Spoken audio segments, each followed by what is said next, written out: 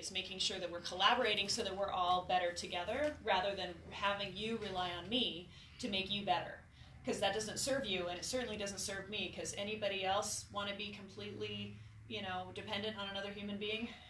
No. So and I sure as heck don't want you dependent on me, because I'm going to be in the Caribbean in a few years, and y'all aren't going to come visit me. So I'm coming to visit you. All right. So, okay, you're all welcome Okay. to visit me. Hi, I'm Dr. Michelle Wendling, owner of All Seasons Chiropractic Sustainable Health Center, and my goal has always been to teach you how to stay better so that you don't have to continue to see me. So today we're going to cover a ton of information about what your body is saying and how to understand that language. Because people always come to me and they're like, so this thing happened, is it good or not good? Has anybody ever had that question for their doctor? Yeah. Like, this thing happened, and I don't know if it's good or not good. So I'm going to walk you through that a little bit. But just because I feel like I've been in the camp world forever, and I assume you all know me, I'm just going to give you a tiny bit of my background, just so that those of you who may not know me, or some of you who may not know me that well, can learn about me a little bit better. So I've been working on the human body for 27 years. And I started when I was 2. I'm just kidding. So I've been in this world a long time. I'm the absolute nth degree of enthusiast when it comes to the human body. I was a personal trainer, a bodybuilder. I worked in physical therapy for many years, and I did massage for 30 years as well. So you name it, I have done it. I've been working on the body a really long time. Not 30 years, sorry. Since up until I was 30, I was in massage therapy. Anyway, so I've been working on the human body a very, very long time. So my goal is always to educate you so that you don't have to be in my office. That's my goal, because I don't have room for everybody in my office. I only have room for the ones I love, which is everybody in this room. So anyway, thank you so much for spending your time with me today. So we're going to talk a little bit. Does anybody ever want more energy? Has that ever been a thing? Or Yes. Like, no, I'm good. I'm topped off. Yeah, a little bit more energy is always really helpful. Well, so one thing I learned from Kathy Hawk is that energy comes from within. Energy is not something that's given to you from the outside, although you can look at something that, like my good friend Paula, you can look at her and immediately get more energy because she loves you and adores you, and you know that comes back. So you can get energy by looking at things outside, but mostly energy comes from within. And so when we're looking at the Clarity Attention Guide, making sure you're choosing thoughts and ideas that light you up is going to give you more energy. Well, does anybody ever have low energy around 2 or 4 o'clock in the afternoon? Does that ever happen to anybody, or is it just me? Nap time. Yeah, exactly, nap time, right? And so the normal thing that's happening is actually dehydration. So most people, once they're done with lunch, they get back into work. Right? You guys are all drinking your water now. I hope it's water. I don't know. I didn't test it, but I'm sniffing it. But if it's not water, I mean, hey, have at it. It's all good. But right after lunch, you want to jazz up your water a bunch. So, and if you're having trouble, anybody not like the flavor of water, don't like the taste of water, it's not really your favorite thing. Because everyone in here is like, no, water's great. Well, so some people online watching might not love the taste of water. So what you can do is you can add a little bit of flavor to your water. Cut up some strawberries, some oranges, something like that, and it gets you the water flavor you want. But it also allows your body to hold on to the water. A lot of times, if we drink more, we pee more. Anybody have that issue? So if you drink more and pee more, that means you're not hanging on to the water. And it's really important that your body keep the water inside so that it can utilize it and distribute it throughout all of your cells and all of your body. So if you add a little bit of sugar to your water, now I don't mean plain sugar, I mean things like, like I said, the strawberries and the lemon and things like that, that's going to increase your body's retention of that water and hang on to it, and so you won't be dehydrated. It actually takes 2 weeks of added water on a regular basis to undehydrate you. So people always come in and they're like, well, I had some water this morning. I'm like, great, so repeat that again for 2 more weeks and talk to me, and then you probably won't be dehydrated. So it really takes 2 weeks to rehydrate your body, so it's really important. My favorite way to break up the feeling, anybody looking outside, it's all gray and dreary, even though our beautiful Colorado's normally nice. My favorite way to break it up is actually to change of state. And what that means is if you're sitting, you stand up, right? You've heard that one before. If you're sitting, get up and walk around. Well, that's okay. But really the good way to change your state, and I know Lauren does this in the kitchen for sure, the way to change your state is... I was doing it yesterday. I immediately feel better. I have more energy. energy. I'm more energetic. Can you see it in me? Yeah. Right? And that took me 7 seconds, right? I changed my entire physiology, and it's continuing to change now because I changed my state. Now, you don't have to do quite that because you'll end up in the chiropractor office. That's probably not the best option for you. But what you can do is immediately change your state. So singing, dancing, standing on one leg, going back and forth between legs, all of that is a change of state, and it'll change your whole physiology, immediately wake you up. Has anybody had the multi-million-dollar idea that is just out of reach? If I could just figure that thing out, I'd make $1 million. Anybody have that? We all have that. Every single one of you has that. And when you change your state, you can access that piece of information and make that $1 million. So please change your state on a regular basis. So that's that. Okay, so what's the body saying when... anybody ever have clicks or pops in their body and they're like, wonder what that meant? You're like, it popped. Should I move it? Okay, I'm okay. You know, like that kind of thing. So that happens all the time. And what I want to tell you is if it clicks once or pops once and there's no pain associated with the pop, it's okay. That is just your body recentering. So when you get up out of a chair and you go click and you're like, okay, I'm good. Don't worry about that. Just take that off your plate. It's no big deal.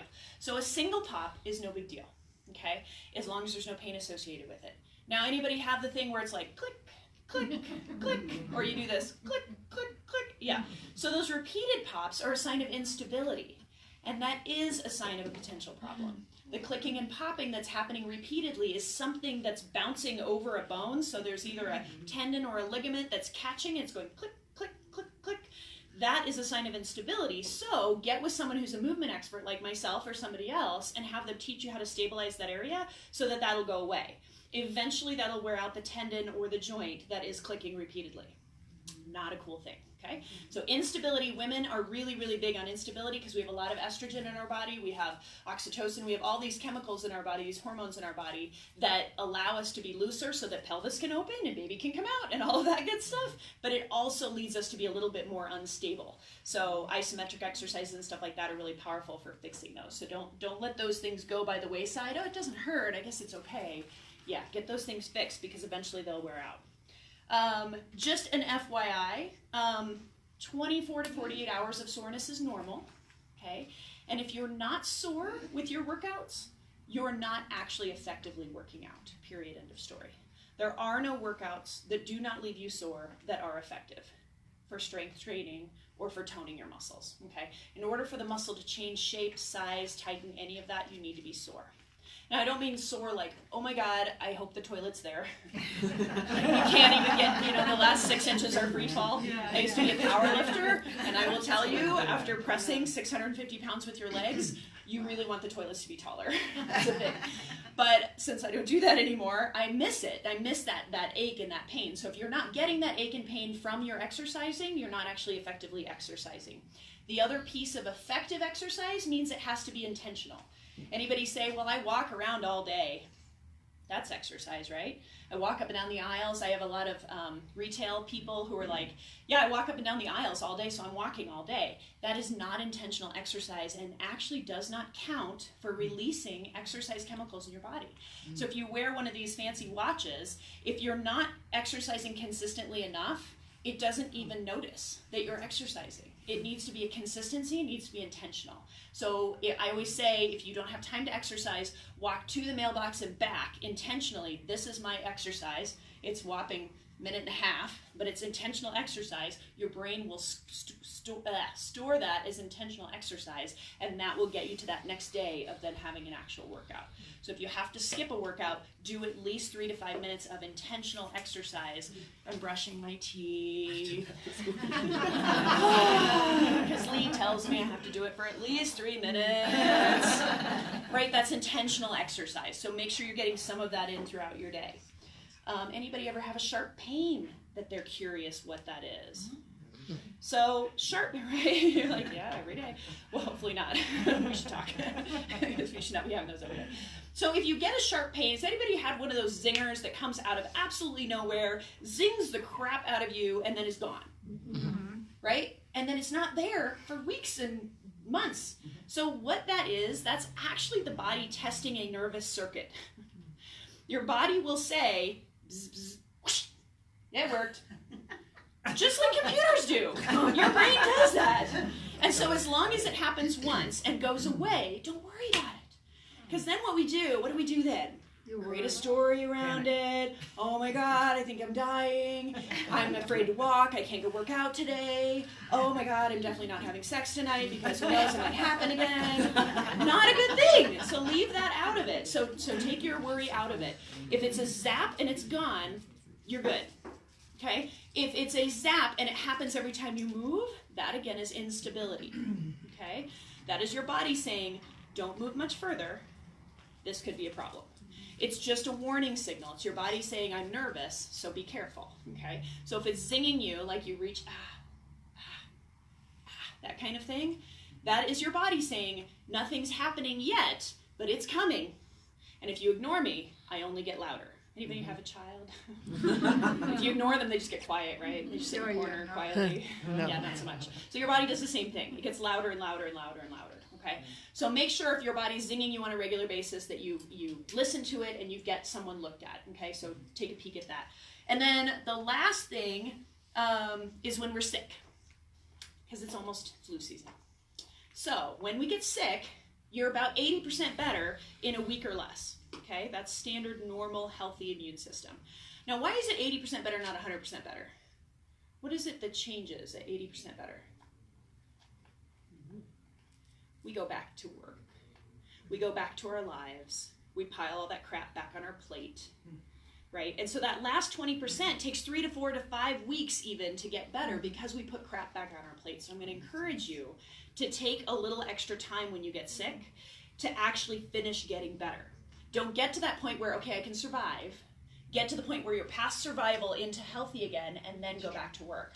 Because what happens if we get that chronic illness over and over and over again, eventually our body learns that is a state, and anything you practice you get better at. You guys have heard my practice makes permanent, right? That's a thing. So if you practice being sick and staying a little bit sick, it will continuously be that way in your body. So take that little extra time, call our office, get our fancy supplement. That's our magic pills you guys have had.